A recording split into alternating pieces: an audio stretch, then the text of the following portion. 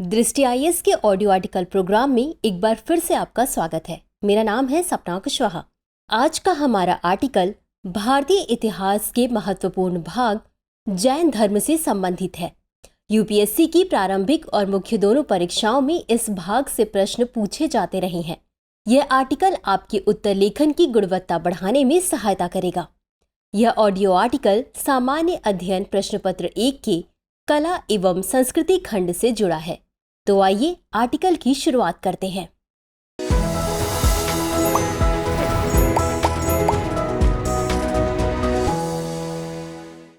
भारत में धर्म, संस्कृति, दर्शन, विचार और कला की उत्कृष्ट परंपरा रही है।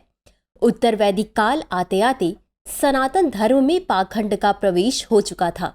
वर्ण व्यवस्था अधिक कठोर हो चुकी थी। स्त्रियों और शूद्रों की स्थिति समाज में कमजोर हो रही थी।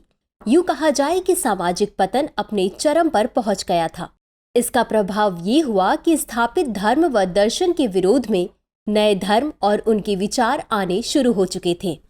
तत्कालीन सामाजिक भेदभावपूर्ण वातावरण, आर्थिक क्षेत्र में हुए परिवर्तन और कठोर धार्मिक आडंबर जैसे कारकों ने नए धर्म के उदय की भूमिका तैयार की। इसी क्रम में अनेक धर्मों और संप्रदायों का उदय हुआ। इन्हीं में से एक था जैन धर्म। इसका उदय भी तत्कालीन वैदिक धार्मिक व्यवस्थाओं के विरुद्ध हुआ था। वैसे तो जैन धर्म की उत्पत्ति प्राचीन वैदिक युग से मानी जाती है, मगर इसे लोकप्रियता 6ठी शताब्दी ईसा पूर्व के उत्तरार्ध में मिली। इसे लोकप्रिय बनाने का श्रेय तीर्थंकर महावीर को दिया जाता है। यहाँ इस तथ्य को फिर से दोहरा देना ठीक होगा कि महावीर जैन धर्म के संस्थापक नहीं हैं, बल्कि ये जैन धर्म के 24वें एवं अंतिम तीर्थंकर हैं। इन्होंने जैन धर्म में कुछ उदारता लाकर इसे सामान्य जन के लिए सुलभ बनाया, जिससे जनमानस में यह धर्म काफी लोकप्रिय हुआ। इस ऑडियो आर्टिकल में जैन धर्म से संबंधित तमाम पहलुओं पर विस्तार से बात करेंगे, लेकिन उन पर बात करने से पहले इस धर्म को लोकप्रिय बनाने वाले महावीर स्वामी पर थोड़ी चर्चा कर लेते हैं। महावीर के बचपन का नाम वर्धमान था। वे क्षत्रिय कुल और राज परिवार से संबंधित थे। लगभग 540 ईसा पूर्व में इनका जन्म वैशाली स्थित कुंडल ग्राम में राजा सिद्धार्थ और रानी त्रिशला के यहाँ हुआ था, जो ज्ञात्र वंश पर शासन करते थे। 30 वर्ष की आयु में वर्धमान महावीर ने एक तपस्वी का जीवन जीने के लिए अपना घर छोड़ दिया और यात्रा पर निकल पड़े। जैन धर्म की पवित्र पुस्तकों के अनुसार वैशाख माह के 10वें दिन वे बिहार के नालंदा जिला स्थित पावा नामक नगर में पहुंचे, जहां उन्हें ज्ञान की प्राप्ति हुई और जीवन की सत्यता अर्थात कैवल्य का अनुभव हुआ। कुछ अन्य उपाधियां भी उन्हें दी गई, जैसे जितेंद्रिय यानी जिसने अपनी इंद्रियों पर विजय पाली हो, और निर्ग्रंथ यानी जिसने स्वयं को सभी बंधनों से मुक्त कर लिया हो। महावीर स्वामी ने आध्यात्मिकता के लक्ष्य को प्राप्त किया और दूसरे को मोक्ष या मुक्ति पाने का सही मार्ग सिखाया। उन्हें मानव शरीर धारण किए हुए भगवान का अवतार माना जाता था। आत्मा की शुद्ध स्थिति तक पहुंचने के लिए उन्होंने तपस्या और ध्यान किया था। महावीर ने सही धर्म या मार्ग के जरिए संसार पे त्याग, कठोर तपस्या और नैतिकता विकसित करने पर जोर दिया। तो आइए अब जैन धर्म के दर्शन और शिक्षाओं को जान लेते हैं। बौद्ध धर्म की तरह ही जैन धर्म में भी वेदों की सत्ता को नकारा गया है। हालांकि बौद्ध धर्म के विपरीत जैन धर्म का आत्मा और आत्मा के अस्तित्व में विश्वास है। इसका मानना है कि यह आत्मा ही है जो अस्तित्व और ज्ञान का अनुभव करती है, न कि शरीर या मन, क्योंकि इन दोनों को पदार्थों का ढेर माना जाता है। इस तरह जैन धर्म के दर्शन के मूल में आत्मा ही है। जैन धर्म में अहिंसा को बहुत महत्व दिया गया है। इसके अहिंसा में केवल प्राणों का ही वध नहीं, बल्कि दूसरों को पीड़ा पहुंचाने वाले असत्य भाषण को भी हिंसा का एक अंग बताया गया है। महावीर ने अपने शिष्यों तथा अनुयायियों को उपदेश देते हुए कहा कि उन्हें बोलते चलते, उठते बैठते, सोते और खाते पीते सदा यत्नशील रहना चाहिए। विकारों पर विजय पाना, इंद्रियों का दमन करना और अपनी समस्त वृत्तियों को संकुचित करने को ही जैन पंथ में सच्ची अहिंसा बताया गया है। जैन पंथ का दूसरा महत्वपूर्ण सिद्धांत है कर्म। जैन धर्म में कर्मफल को बहुत महत्व दिया गया है। जैन धर्म में ईश्वर को जगत का कर्ता नहीं माना गया है। इस धर्म में तप आदि सत्कर्मों द्वारा आत्मविकास की सर्वोच्च अवस्था को ही ईश्वर बताया है। इसमें अवतारवाद को स्वीकार नहीं किया गया है। इस धर्म के अनुसार ज्ञानावरण, दर्शनावरण, वेदनीय, मोहनीय, अंतराय, आयु, नाम और गोत्र, इन 8 कर्मों का नाश होने से जीव जब कर्म के बंधन से मुक्त हो जाता है तो वह ईश्वर बन जाता है। अनेकांतवाद जैन पंथ का तीसरा मुख्य सिद्धांत है। इसे अहिंसा का ही व्यापक रूप समझना चाहिए। राग द्वेष जन्य संस्कारों के वशीभूत न होकर दूसरे की दृष्टि बिंदु को ठीक ठीक समझने का नाम ही अनेकांतवाद है। इससे मनुष्य सत्य के निकट पहुंच सकता है। इस सिद्धांत के अनुसार किसी भी मत या सिद्धांत को पूर्ण रूप से सत्य नहीं कहा जा सकता है। प्रत्येक मत अपनी अपनी परिस्थितियों और समस्याओं को लेकर उदित हुआ है, अतः प्रत्येक मत की अपनी अपनी विशेषताएं हैं। अनेकांतवाद इन सब का समन्वय करके आगे बढ़ता है। आगे चलकर जब इस सिद्धांत को तार्किक रूप दिया गया तो वह स्यादवाद नाम से जाना जाने लगा। जैन धर्म में जीव, पुद्गल, धर्म, अधर्म, आकाश और काल नाम के 6 द्रव्य माने गए हैं। ये द्रव्य लोकाकाश में पाए जाते हैं। जीव, अजीव, आसत्व, बंध, संवर, निर्जरा और मोक्ष, ये 7 तत्व हैं। इन तत्वों की सहायता से सम्यक दर्शन की प्राप्ति होती है। सम्यक दर्शन के बाद सम्यक ज्ञान और फिर व्रत, तप, संयम आदि के पालन करने से सम्यक चरित्र उत्पन्न होता है। इन 3 रत्नों को मोक्ष का मार्ग बताया गया है। जैन सिद्धांत में रत्न त्रय की पूर्णता प्राप्त करने पर मोक्ष की प्राप्ति होती है। ये रत्न त्रय हैं सम्यक दर्शन, सम्यक ज्ञान तथा सम्यक चरित्र। मोक्ष होने पर जीव समस्त कर्मों के बंधन से मुक्त हो जाता है। उसे अनंत दर्शन, अनंत ज्ञान, अनंत सुख और अनंत वीर की प्राप्ति होती है और वह अंतकाल तक वहां निवास करता है, वहां से लौट कर नहीं आता। आइए अब जैन धर्म के प्रमुख सिद्धांतों की चर्चा करते हैं। जैन धर्म में श्रावक और मुनि दोनों के लिए 5 व्रत बताए गए हैं। तीर्थंकर आदि महापुरुष जिनका पालन करते हैं उसे महाव्रत कहते हैं। सत्य, अहिंसा, ब्रह्मचर्य, अस्तेय और अपरिग्रह, ये 5 महाव्रत हैं जो जैन धर्म के मूल में हैं। जैन धर्म में 9 पदार्थ माने गए हैं। जैन ग्रंथों के अनुसार जीव और अजीव यह 2 मुख्य पदार्थ हैं।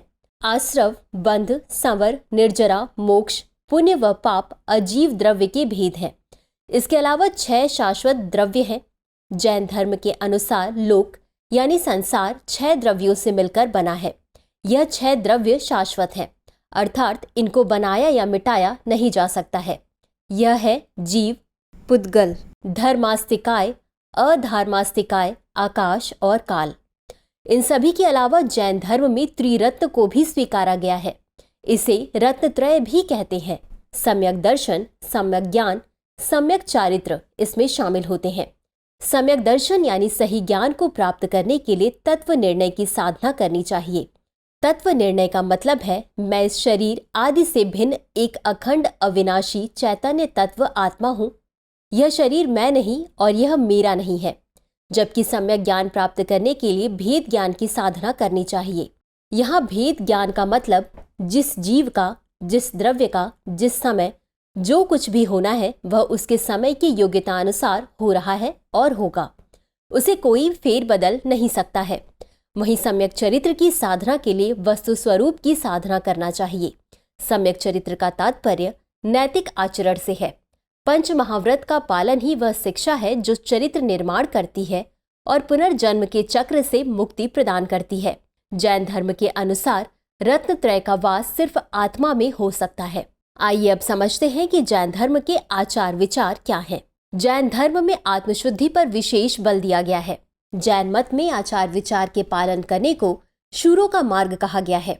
बौद्ध धर्म की भांति जैन धर्म में भी जाति भेद को स्वीकार नहीं किया गया है। प्राचीन जैन ग्रंथों में कहा गया है कि सच्चा ब्राह्मण वही है जिसने राग, द्वेष और भय पर विजय प्राप्त की है और जो अपनी इंद्रियों पर निग्रह रखता है। जैन धर्म में कर्मों के अनुसार ही ब्राह्मण, क्षत्रिय, वैश्य और शूद्र की कल्पना की गई है। महावीर ने अनेक म्लेच्छ, चोर, डाकू, मछुए, वैश्या और चांडाल पुत्रों को जैन धर्म में दीक्षित किया था। इस प्रकार के अनेक कथानक जैन ग्रंथों में पाए जाते हैं। जो कि जैन धर्म के सभी तीर्थंकर क्षत्रिय कुल में पैदा हुए हैं, इससे मालूम होता है कि पूर्व काल में जैन धर्म क्षत्रिय बहुल धर्म था, लेकिन आजकल अधिकांश वैश्य लोग ही इसके अनुयायी हैं। जैन धर्म मुख्यतः 2 संप्रदायों में विभाजित है, श्वेतांबर और दिगंबर। श्वेतांबर श्वेत वस्त्र धारण करते हैं, जबकि दिगंबर कोई भी वस्त्र नहीं धारण करते। जैन ग्रंथों में 7 तत्वों का वर्णन मिलता है। इसमें पहला है जीव। जैव दर्शन में इस शब्द का प्रयोग आत्मा के लिए किया जाता है, आत्मा जो चैतन्य स्वरूप है। दूसरा है आजीव। जड़ या अचेतन द्रव्य को आजीव या पुगदल कहा जाता है। तीसरा है आश्रव और चौथा है बंध। इसी तरह 5वां, 6ठा और 7वां क्रमशः संवर, निर्जरा और मोक्ष है। जीवन व मरण के चक्र से मुक्ति को जैन धर्म में मोक्ष कहते हैं। ऐसे में सवाल उठता है कि भारत में विकसित होने के बावजूद यह धर्म उतना अधिक विकसित क्यों नहीं हुआ जितना कि बौद्ध धर्म। महावीर स्वामी के जीवन काल में इस धर्म का अच्छा खासा प्रचार प्रसार हुआ, लेकिन उनके निर्वाण के बाद कुछ दिनों तक ही इसका प्रचार प्रसार हो सका। बाद में इस धर्म के अनुयायियों की संख्या सीमित होती गई। इसके पीछे कई कारक जिम्मेदार रहे। इस धर्म के सिद्धांतों की कठोरता ने इस धर्म से लोगों को दूर रखा। इस धर्म के सिद्धांत अत्यंत कठोर थे, जिनका सर्वसाधारण लोग सुगमतापूर्वक पालन नहीं कर सकते थे। जैसे अहिंसा का कठोर सिद्धांत, जिसे सभी लोग नहीं अपना सकते थे। महावीर स्वामी के काल में ज्यादातर लोग किसान थे। कृषि कर्म जैन धर्म के सिद्धांतों के अनुकूल नहीं था। इस वजह से आम कृषक वर्ग इस धर्म से दूर ही रहा। इसके अलावा जैन धर्म में कठोर तप को विशेष महत्व दिया गया है। कठोर तप करके सभी शारीरिक कष्टों को सहन नहीं कर सकते थे। इसके अलावा एक तथ्य यह भी है कि सामान्य गृहस्थ व्यक्ति के लिए इस प्रकार का तपस्वी जीवन जीना संभव नहीं था। जैन धर्म के कम विकास का एक कारण यह भी था कि इसे पर्याप्त राजकीय आश्रय नहीं मिला। बौद्ध धर्म के प्रचार में अशोक व कनिष्क जैसे अनेक महान राजाओं ने जी जान लगा दिया, लेकिन जैन धर्म को ऐसे महान राजाओं का अधिक संरक्षण नहीं मिल सका। जैन धर्म में अहिंसा का स्वरूप काफी कठोर व अव्यवहारिक था, जो धर्म के कम विकसित होने का एक प्रमुख कारण बना। अगर बौद्ध धर्म से इसकी तुलना की जाए तो जैन धर्म में बौद्ध धर्म की अपेक्षा व्यवहारिकता में कमी थी। बौद्ध धर्म के नियम और सिद्धांत अत्यधिक व्यवहारिक थे, जिसकी वजह से लोग बौद्ध धर्म की ओर अधिक आकर्षित हुए। इसके अलावा बौद्ध धर्म को जैन धर्म की अपेक्षा अधिक राजकीय संरक्षण और प्रचार प्रसार प्राप्त हुआ, जिसकी वजह से तुलनात्मक रूप से बौद्ध धर्म जैन धर्म की अपेक्षा अधिक विकसित हुआ। ऐसे में देखते हैं आगे की राह क्या हो। जैन धर्म एक प्राचीन और समृद्ध धर्म है, जो आत्मा की शुद्धि और मोक्ष प्राप्ति के लिए अहिंसा, सत्य और संयम के सिद्धांतों पर जोर देता है। सरकार तथा इसके अनुयायियों को धर्म के मूल सिद्धांतों के संरक्षण का प्रयास करना चाहिए। साथ ही इस धर्म के प्राचीन साहित्यों का प्रचलित भाषाओं में अनुवाद कराना चाहिए, जिससे ज्यादा से ज्यादा लोग धर्म के बारे में जान सके। इसके अलावा इस धर्म से संबंधित उत्सवों का बड़े स्तर पर आयोजन किया जाना चाहिए, जिससे समाज के अन्य लोगों तक इसकी पहुंच हो सके और धर्म के व्यवहारिक पक्ष पर अधिक ध्यान दिया जाना चाहिए। तो चलिए अब नोट कर लेते हैं आज का सवाल। जैन धर्म के पतन के बीज उसके सिद्धांत में ही छुपे थे। इस कथन का तर्कपूर्ण विश्लेषण कीजिए। तो व्यूवर्स, आज की चर्चा में बस इतना ही। मिलते हैं अगले एपिसोड में किसी नए टॉपिक के साथ। तब तक के लिए धन्यवाद। डियर व्यूअर्स, अपने एग्जाम की तैयारी को और बेहतर करने के लिए हमारे चैनल को लाइक, शेयर और सब्सक्राइब करना न भूलें।